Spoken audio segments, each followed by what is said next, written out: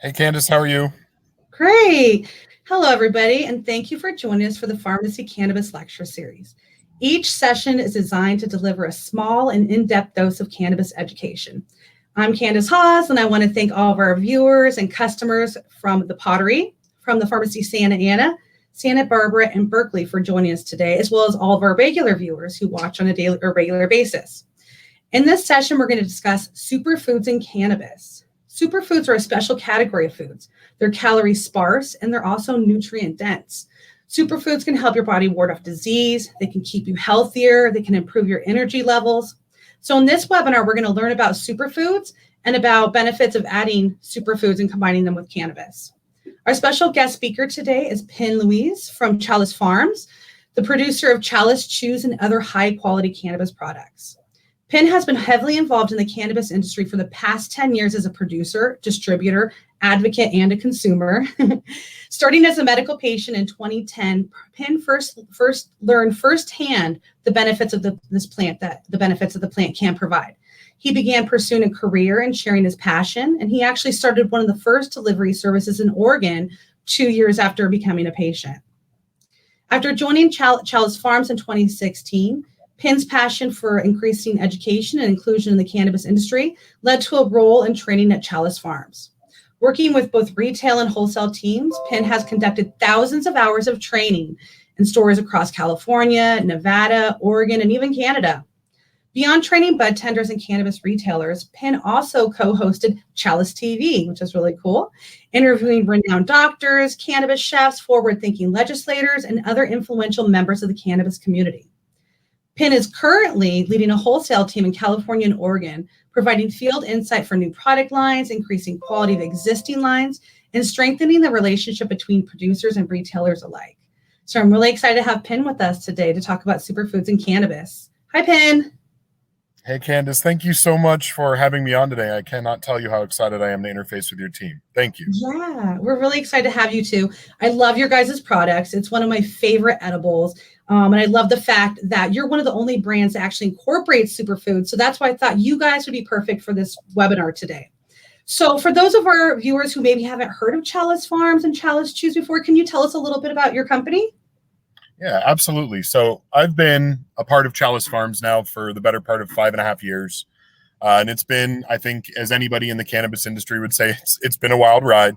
But, every minute of it is really wonderful. I get to work with wonderful people. And one of the most amazing products, at least in the edible space that I know of, just happens to be made by our company.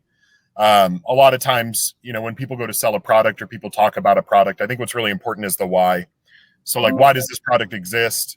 Why is it here? Why am I on your wonderful webinar hawking our product? What it really comes down to is love and care. So again, I started about 5.5 years ago, and about 2 weeks after I started with the company, an amazing woman named Kiki started. Her name's Kiki Sherrard. She started on our team, and she actually started on our team as a dishwasher, unfortunately. But it turns out she had 15 years of organic farming experience and 10 years experience running kitchen lines in Portland. And if you know anything about Portland culinary scenes, hyper competitive. So she came onto the team, and within a couple of months, everybody around her realized she had so much more potential, clearly, than washing dishes. So we told Kiki to make an edible. Nobody told her to make a fruit chew. Nobody told her to make them vegan or gluten-free or soy-free or nut-free or kosher-friendly. Nobody said anything about beneficial fats or real fruit purees, and surely nobody said anything about superfoods. And Kiki was so forward-thinking that she created about 4.5 years ago 4 flavors of our fruit chews that have not changed by one ingredient to this day. Wow. So I'm just really blessed and thankful to be able to sell a product, talk about a product, and ultimately get a product to customers that's reinforced with superfoods. And the reason that we opted for superfoods in the first place really was ethics and honesty in effect-based marketing. So you'll see a lot of companies out there talk to consumers about the effect or the feeling that a consumer will get from eating or smoking their product. But oftentimes the science behind how they get there is a little bit shaky once you kind of peel back that first layer. So we wanted to really reinforce our fruit chews with additive ingredients and beneficial superfoods that would not only make a healthier chew, but would also reinforce a desired need state like energy, sleep, calm, balance, etc. So that's kind of the ethos behind the Chalice Farms Fruit Chew line. It really is, and I mean it when I say it, a product made by patients for patients. So really, really lucky to get to talk about it today. And again, just trying to kind of change the thought process around how we direct edibles in the retail market. Great. Before we actually start talking about superfoods and cannabis and stuff, let's talk a little bit about the basics, because sometimes we have people watching for the first time. This is their first webinar they've ever seen on cannabis, and they're trying to learn about the benefits. So can you tell our viewers a little bit about like the difference between THC and CBD? Oh, yeah, absolutely. I think that most bud tenders, when this is the question a consumer asks, great bud tenders kind of crack their knuckles and get excited. Bud tenders that don't love their job kind of turn off, because we have to cover this topic every day. It is a very basic topic as people come into the stores, and frankly, a point of curiosity for a lot of new users. New users like the ones that we're attempting to target with our product. So, that is it's a really good question. What I would say is they're both derivatives, actually, of the exact same compound. So they both come from CBG. Based on the way that CBGA oxidizes or breaks down or essentially degrades, that turns into either CBD or THC. And the general thinking, and keep in mind, this is pretty general, they work a little differently for everybody and every kind of body chemistry. But the general thought or consensus is that CBD tends to be more medicinal, while THC tends to get you higher. I always educate the folks that I work with in our stores to know that, look, THC is not just high-inducing and non-medicinal, and nor is CBD just medicinal and maybe not hopefully euphoric or maybe anxiolytic for people who are looking for relief from stress or anxiety. So they are very different cannabinoids in that sense, but they both have very unique medicinal benefits. And I would say, for the folks who are trying to sleep, who are trying to relax, maybe even substituting away from alcohol or maybe even more destructive habits, THC is probably the recommended cannabinoid. But I would definitely say that CBD is more anxiolytic, more anti-inflammatory, and again, more thought to be like a pain relieving or analgesic option. So those are kind of the basics. We can obviously go, into more minutia, but I generally like to keep it kind of that surface level for people that come into our stores. Yeah. Something I like to always point out to new users as well is that THC is one of those cannabinoids that you can kind of use it when you need it. But with CBD, you typically need to use it on a daily basis, and it needs to build up into your system, because you won't really feel the effects of CBD because it's not like THC where it's mind altering. So the effects are very subtle. Sometimes you have to use CBD for, weeks to maybe a month and really look back and say, the past month, have I felt better? Have I slept better? Have I had less pain? Have I been in a better mood? So you kind of retrospectively have to look back to see the benefits. Yeah, I would say that's a really great point, Candace. And what I would say as well to that is, if you don't need CBD, you probably won't notice its effects.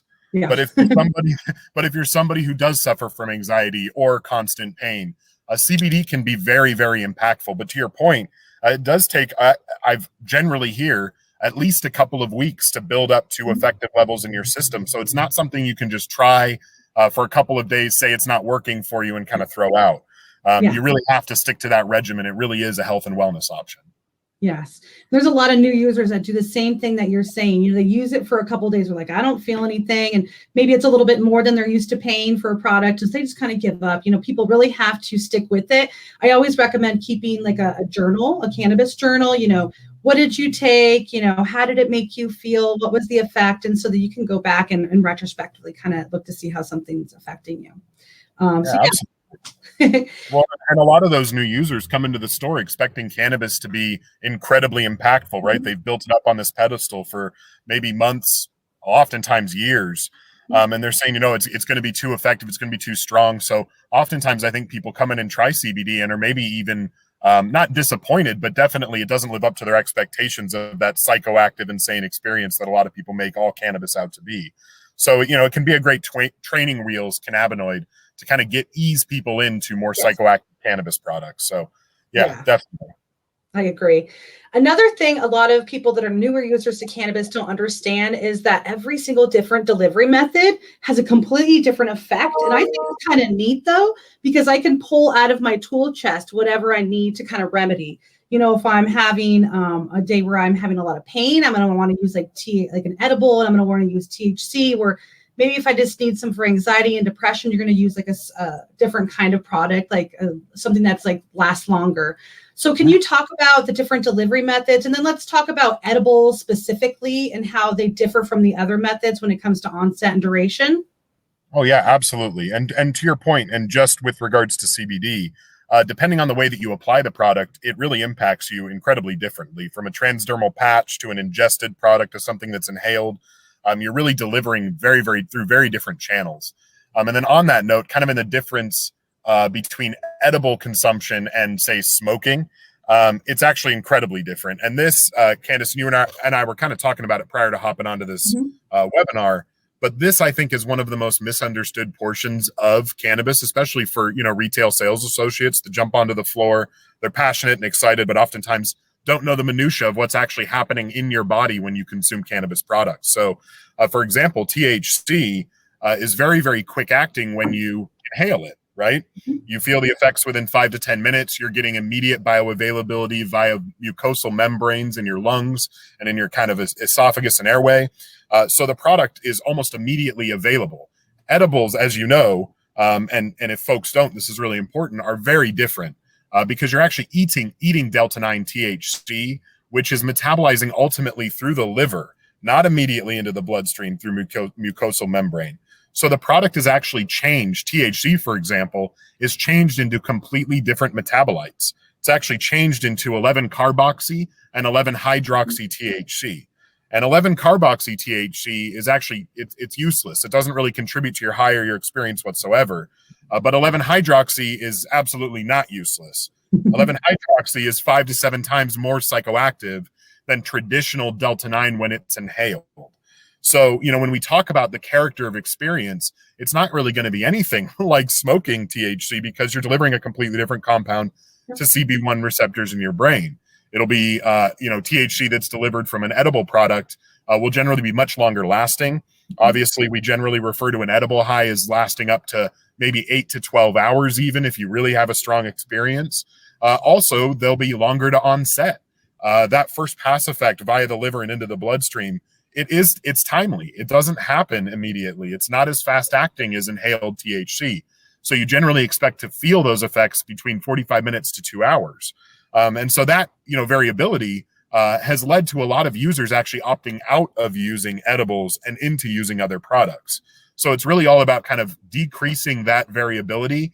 We choose to do that in our product with beneficial fats, a liposomal delivery system, but there is a myriad of ways to make your THC when ingested, or CBD for that matter, much more bioavailable. So that's kind of the quick and dirty. But, it's funny, that variability is the reason why back in the 1920s, cannabis, even when it was totally legal, was actually oftentimes turned away from by doctors who were prescribing it in edible form because it was so inconsistent. They couldn't rely on it consistently. So we have a lot more science now to figure out ways to decrease that variability. But that is one of the, I would say, inherent characters of edible consumption that you wouldn't experience with inhalable THC. Yeah, that's a very, very good explanation right there that you gave of like why 5 milligrams of a smokable, like 2 hits of a vape pen, is so different from 5 milligrams of an edible, completely different. And that was a really good explanation. So thanks for clarifying that for everybody. That's something I'd spend a lot of time explaining to people, and some people, they don't want to get really high, for long periods of time. And you have to explain to them, there's other ways that you can use it where you're not going to feel high for long periods of time. There's methods that short and quick and just kind of help you get through something, but edibles do still remain one of my favorite because I think it's, for the price point, they're really good. And for treating things that are long-term and long-lasting, like pain and sleep, you need something, like an edible, like you said, that has a longer duration. Yeah, absolutely. And in terms of bioavailability, it's really interesting. I mean, I think, Candace, you have a very educated staff. Your store is obviously very up to date with regards to knowledge and understanding of the product. And there's a lot of folks now kind of touting nanoemulsion. and how nanoemulsion is, what do we always hear? 8 to 10 times more bioavailable? But the thing is, nobody ever finishes that sentence. All edibles are 8 to 10 times more bioavailable. If you really think about it, for example, you smoke a joint with maybe 1 to 2 grams in it. If that's a 20% bud, in theory, you're getting 200 to 400 milligrams of THC in that one joint. And most people would need nowhere near that amount to feel that high from an edible. Yes. So it just shows you that when it comes to efficacy, when it comes to using something in a economical way and making sure that you get the most, not only from the plant, but also out of your pocketbook, edibles are a really good option. And a lot of folks have kind of yet to understand the science there fully. But, we're always here to help. And obviously, at this point in the industry, it's all about education and inclusion. Yeah, definitely. And that's why I'm so glad to work with you, because I know that that's what Chalice Farms is really about. So let's get to the topic that we are set here to discuss. Let's talk about superfoods. So can you tell us about superfoods? Like, what are some common superfoods? And the superfoods that you guys use in your products? Yeah, absolutely. So I will confess to everybody on this call, and I'm sorry if I disappoint, but I'm not a superfoods expert.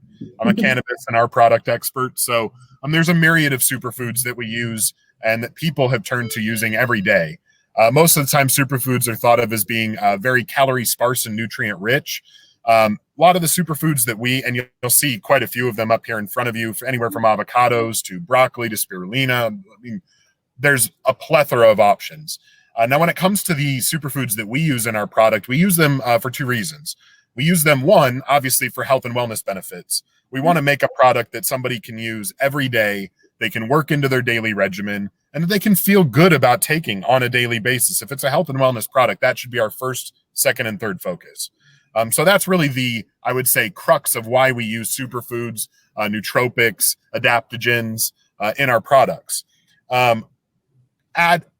In addition to that, we also use these superfoods to direct and drive the product, which we can talk about a little bit more going forward. But we know that there's pretty thoroughly vetted research on a lot of these superfoods. And to your point, superfoods is kind of a marketing term. It's not actually recognized by the scientific community. Yeah. And it would be more like adaptogens or nootropics or, antioxidant rich foods, whatever that might be. Excuse me. But we use them for their specific effects that have been thoroughly vetted and thoroughly researched, so that when we tell a customer, you're going to get an energetic experience from this edible, we know that those additive ingredients are going to provide that consistency, not, say, a botanically harvested terpene profile or oil that's going to change from batch to batch. We know people, again, with edibles are really searching for consistency. So with regards to superfoods, that's kind of our reason for putting them in these products, fortifying our effects so that we can market those effects ethically. Very good. Yeah. I know that I love eating superfoods personally. I think that they make me feel a lot better at the end of the day, knowing that you're putting nutrient rich foods into your body, and if we have to use cannabis anyways, why combine the cannabis with like sugars and junks and things that aren't good for you? Why not combine cannabis with something that's actually beneficial? And you're getting 2 benefits. You're getting the cannabis plus these nutrients and antioxidants. Can you talk a little bit about like the process that you guys make your edibles and how you combine the superfoods? Yes, absolutely. So each flavor is driven in a different direction based on cannabinoid blend and superfood blend. The superfoods are added generally as one of the last ingredients so that we can kind of try to keep their integrity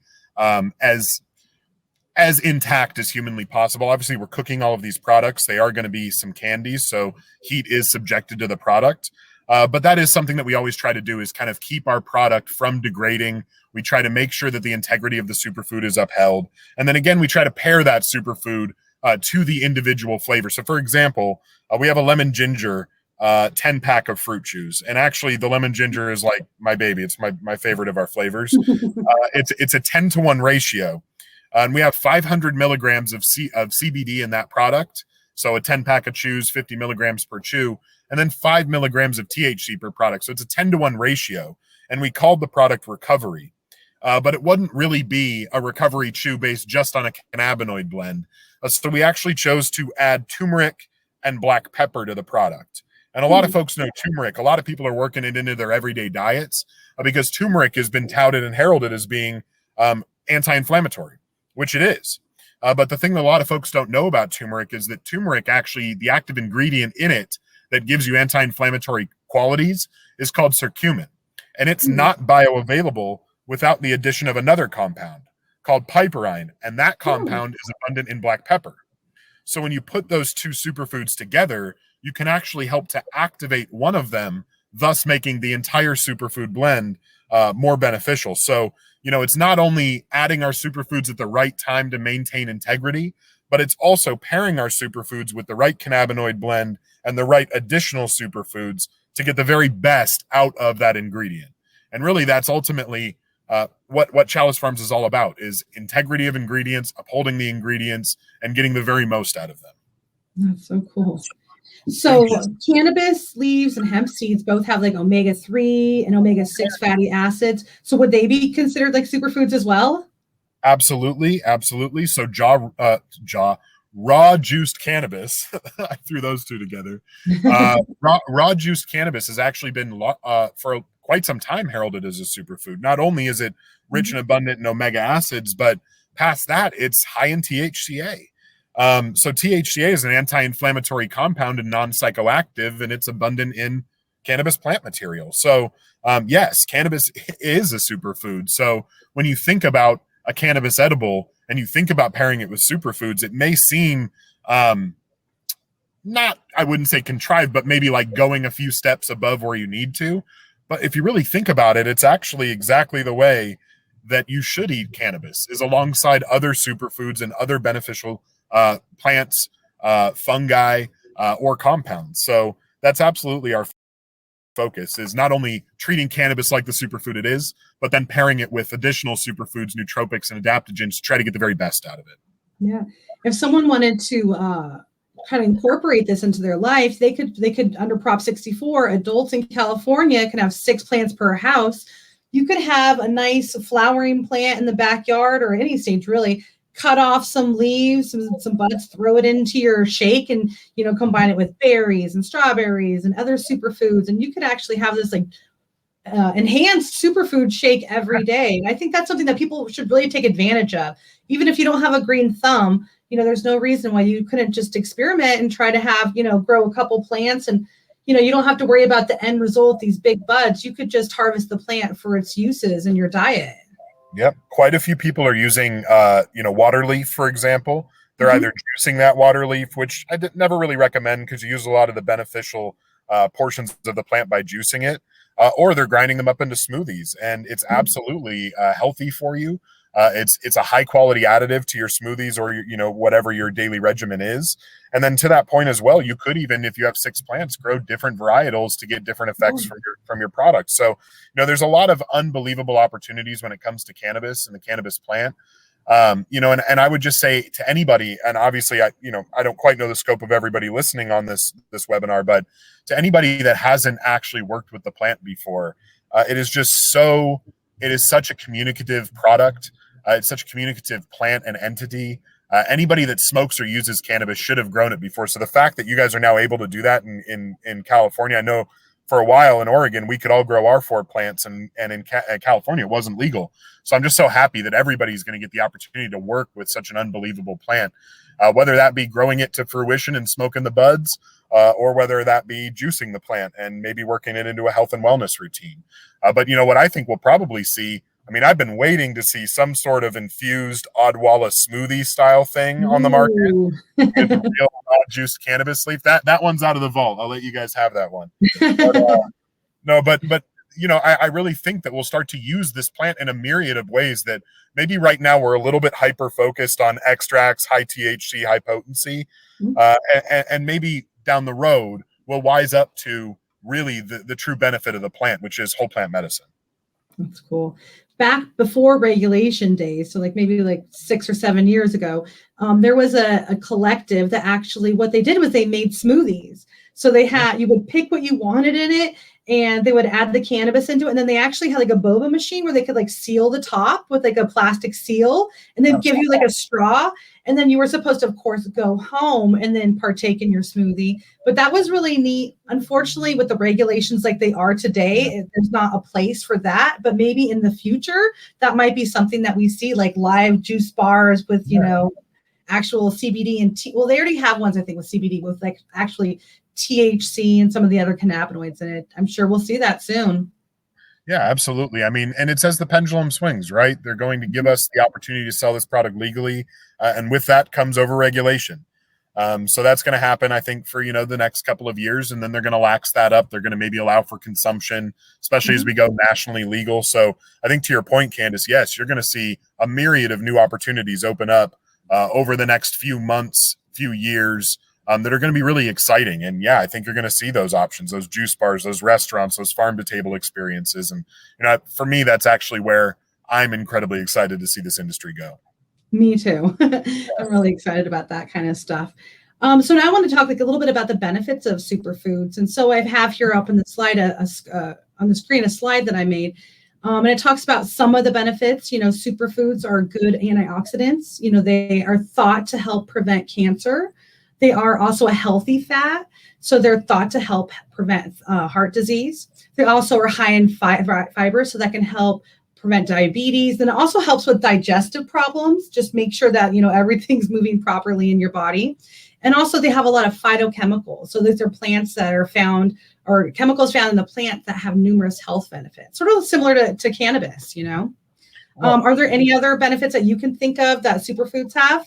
Yeah. I mean, I think, one of the things that I touch on with customers all the time when work with our product in the stores, but immune boosting capabilities and qualities. So we have a balance chew. It's a 1-to-1 ratio acai berry, but we include acai berry, goji berry, and a house-made elderberry syrup in that product.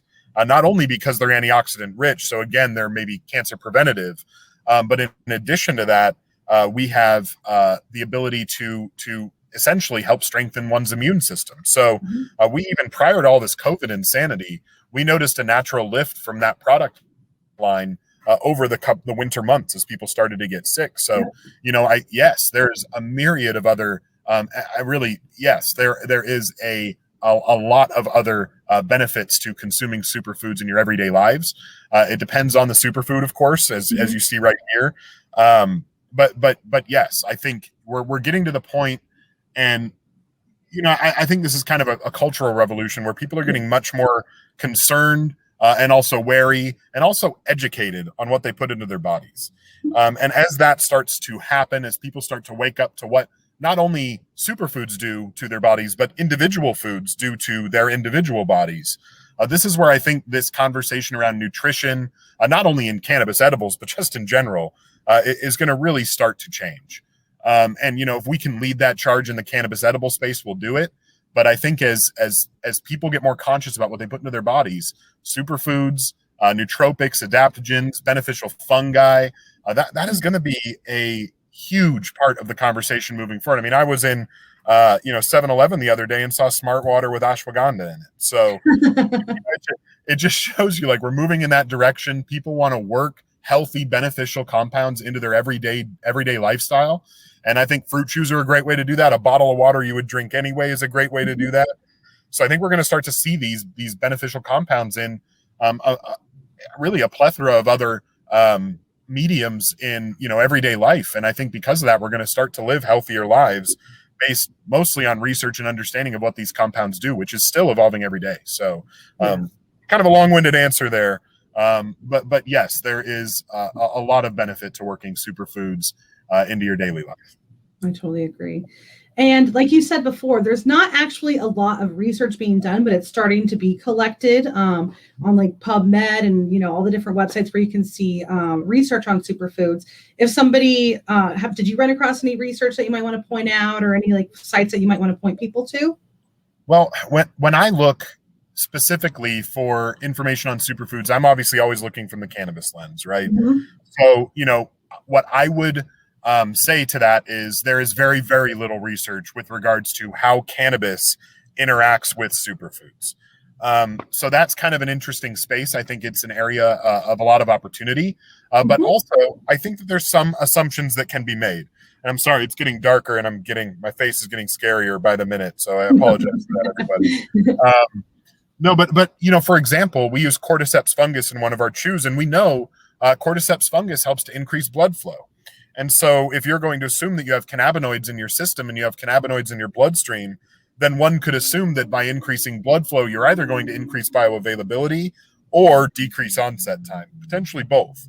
So, there is, when we create our blends specifically, there is some assumption that we use when we make these blends, because again, there isn't that minute research done on how cannabis interacts with all of these individual superfoods. When it comes to information on superfoods, we're learning every day. But yes, there is a plethora of research out there, and it's almost like, every couple of months, every year, it almost feels like there's a new trendy superfood that everyone's working in the diet. So as we learn more, I think people will just get more and more educated. And, I think food education in general, and again, to just touch on this point, is such an area of opportunity, not only in this country, but globally. So I think as more people educate about what these products do to them, their individual bodies, you'll start to see more research, but you'll also start to see more prevalence of these superfoods in everyday life. Yeah. And I have up on the screen here a slide that I found from the American Heart Association. So if people have any type of specific illness, they can try to look to the national organization that advocates for that condition. And they may actually have something on their website about beneficial foods for those medical conditions. Because just like you said, we're really starting to understand food science and nutrition, and really incorporating that into healthcare, moving away from pharma and more to like farm, whether it's farm cannabis, farm superfoods, that's really what we were designed to use to keep our bodies healthy and to repair our bodies. Exactly. And, it's, I don't think she's listening now out of the 100 and some people we have registered, but growing up, I had a buddy, and his mom, her name was Brenda, and we knew her as Crazy Brenda. And she was always working with minerals and always working with all these nootropic and holistic medicines. And it's so funny, flash forward 10, 15 years, and I'm talking about this every day for a living. It just shows like how stark that change is. I mean, it went from pseudoscience and kind of crazy, at least the way that Western culture viewed it, of course, to now it's all the rage. But, the funny part about that is we've been using these beneficial compounds for thousands of years. Cordyceps fungus, for example, has been used by Chinese as medicine for 2,500 years. So, this isn't new by any means, but I think again, we're kind of reawakening to the potential that food really, and inputs into your body, cannabis as well, are really what determine one's health. And it was actually really anybody on this call who gets the opportunity, check out the AC doctors or the AC clinics. They're the Knox family doctors. We had an opportunity to interview them for Chalice TV. And they call themselves endocannabinologists. Oh, wow. Yeah, because they focus. I do too. I love it. They are crushing it in their space. They're really defining their space. But what they do is they work with all of their patients to not only understand how cannabis triggers their endocannabinoid system, but also how foods and inputs trigger their endocannabinoid system. And so when somebody comes into them with an ailment that maybe Western medicine hasn't been able to solve or fix, they're oftentimes approaching it from, what are you eating? When are you eating? What are you smoking? How are you smoking? And how do we optimize that for you? And, they're just scraping the surface, but what they're doing right now is, there's no better word for it than phenomenal. Yeah, that sounds really amazing. I actually wrote that down too, because I'm like, I have to go check that out. That sounds amazing. They're unbelievable. They've got 70 some years of collective Western medical practice between them. It's really inspiring what they're doing. I think they're changing the way that people are starting to look at health and holistic living. That's cool. At the pharmacy Santa Ana, we actually used to have a PharmD, a pharmacist, a clinical pharmacist, who actually used to do our one-on-one patient consultations. And when he was consulting these new consumers about cannabis who had like serious illnesses, he would say, okay, what's your diet like? Because if your diet is junk, then all this that you're throwing at it really isn't going to do much. So, it's hand in hand. If you're not taking care of yourself, cannabis isn't going to do it alone. So, Well, and it's funny in the cannabis industry.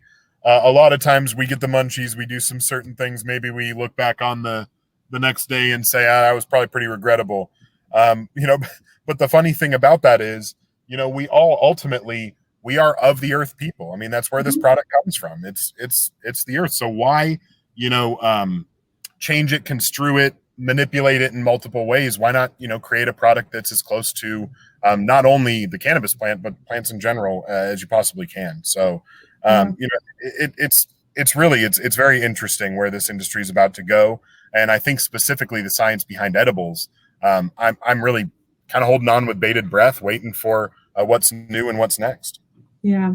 Just talking right now too, I was thinking, wow, I need to come out with some superfood munchies, or some tips, or, teaching people some tips on eating, superfoods instead of candies and stuff like that, because it's just as easy and it's so much better for you, Yeah, absolutely. And to your point, you can throw cannabis at whatever you want, but if it's your diet that's the problem, cannabis is an amazing product. But, and here's, sometimes I get a little lost as I talk, but here's kind of what I was going to say. A term we use in the cannabis industry all the time is fire in, fire out, right? Yeah. With extracts, it's exactly the same thing with your body.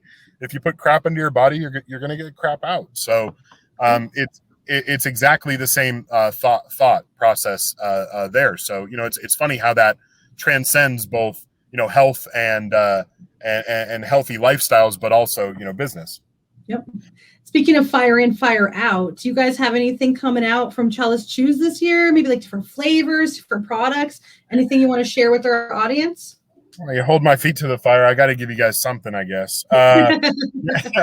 Yeah. So we're Portland based.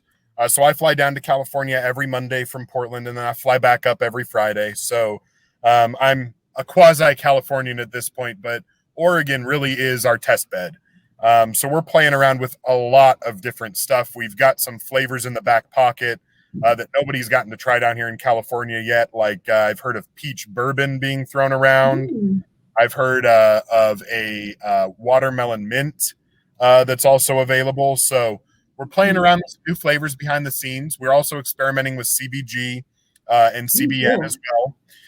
I think, to touch on that briefly, one of the opportunities with those two compounds, especially CBN, when we sourced that product from our producer, they basically informed us. They said you need anywhere between 30 to 50 milligrams to get an effective dose, which when you think about the dosing for most edibles, that doesn't really jive, right? Because most of these edibles are dosed at about 10 milligrams per unit. So you'd need a third to half of the package just to get an effect. And when CBN is so expensive, obviously it doesn't make a lot of sense for the users. So we just created a 250 milligram CBN 10-pack, 25 milligrams per chew up in Oregon. And it's a 5-to-1 ratio with THC to CBN. So that's really exciting. And the flavor on that one is peach, chamomile, hibiscus. And it is intended, of course, for restful, deep sleep. We also have a CBG option playing around with. We're playing around with some drinks as well. So just all sorts of fun stuff. Yeah. And I have heard a lot, of course, everybody has about CBN lately. And you're actually very correct, because most products that have CBN, it'll be 4 milligrams of THC, 1 milligram of CBD, and 1 milligram of CBN. So that's really not doing anything for people. And I've actually suggested it to a couple people who really didn't get the effect that they wanted. So that's very interesting that we're really not even getting there. Those small doses. Yeah, totally. And I think CBN right now is so marketable and so in vogue that, people are just rushing to get it into their products as quickly as possible, which I think is awesome, because ultimately it's expanding education. People are now able to access and try CBN products. But ultimately the question then has to shift from marketability to efficacy. So again, it's how can I get a product where someone buys a 10-pack and they're not through it in 2 days? So, that's our area of focus. We might not be the first to market, but we want to come to market the right way so that this product works for our consumers. Mm-hmm. We do have one question that came in from the audience to follow up on the CBN topic. From your knowledge, is CBN sedating in itself, or is it the terpene package that actually makes it sedating? That's a really, really good question. Good question. So CBN What I do know about CBN is it's significantly less bioavailable in an isolated form. And that frankly, that goes for all cannabinoids. Mhm. So cannabis in general, and it's funny because you talk to, say, a doctor, like my mother, she was in healthcare for 45 years, and she would always lecture me against polypharmacy. She's like, Penn, you can't smoke and have a beer at the same time. That's polypharmacy. And I'm not advocating for beer as medicine. But what I would tell her is, look, cannabis is polypharmaceutical. You're using a myriad of different compounds. You're using a bunch of different terpenes, and those all direct how you feel that experience. So to circle back to the CBN question, CBN by itself, I have heard and people have reported that between 30 to 50 milligrams tends to be sedative. But if you were to pair that with something like a linalool and a myrcene and maybe a beta-caryophyllene as well, it is generally thought as though that would be a more sedative product. And, we also say that the effects from an individual cannabis strain don't generally come from the cannabinoid profile. That will obviously, those are your active ingredients, but your rudders, for lack of a better term for those active ingredients, those are your terpenes. So I would say, yes, CBN is sedating. How sedating, we don't necessarily know yet. So it's a great question. There's still a lot of research to be done. But to that point, if you really wanted to create a truly sedative experience utilizing CBN, especially if someone was like making a strain in a lab, you would want to pair CBN with myrcene, linalool, heavier, more sedative terpenes that would guarantee a more sleepy and restful experience. So yes to both. But I would say down the road, we need to get to the point where we are both pairing cannabinoid profile and terpene profile to guarantee, or at least do our very best to guarantee a consistent effect, or at least the desired effect. Yeah. And we'll get there eventually. I mean, every year, every day, the barriers between research and cannabis are lifted. I saw just recently, Sioux Cicely finally got, the permission by the DEA to move forward with clinical trials and for like new farms to grow higher quality cannabis for testing. So these are all good things for us as cannabis consumers in the cannabis industry. What we need for greater acceptance, like you said, is reliability, understanding, research, education, all these kind of things that come with knowledge and with research. So, and trusted resources. I mean, right now, and God bless bud tenders, I swear. And I did it for 7 years, but ultimately, just by showing up to work for what many folks would consider a retail position, you actually assume the position of one of the most educated people that somebody may know that day. And so you become the outlet for education. And really what we say on the floor every day is so important. And I tell people this all the time when I train them, and I'm kind of a nerd. You'll learn this pretty quickly, but with great power comes great responsibility. And really knowledge is power in this case. And bud tenders, sales staff, floor managers, sales managers, those are the folks right now that have this knowledge. They have this power. And it's our responsibility to kind of delineate it to the masses in the best, most understandable, and most tailored way to the individual as humanly possible. I mean, if that's not what we want to do every day, setting foot on a sales floor, I don't know what is. Yeah. Those are great words to end this by, because they could not be more true. Thank you so much, Penn. Thank you for making this work. I know that you made this work for us, and we're so glad that you're here and for, sharing your information. I also want to thank all of our viewers for being with us. This is another episode of the Pharmacy Cannabis Lecture Series. Again, thank you to our guest, Penn Louis. Thank you also to Allison and the rest of the Chalice Chews team who helped make this possible. Big thanks to Allison. Yeah, she's awesome. She's the California sales rep. Yes. I hope that you guys were able to learn some information that will help you guys become better informed cannabis consumers, and that the information that we shared will help you find relief. Until the next time, be well and stay safe.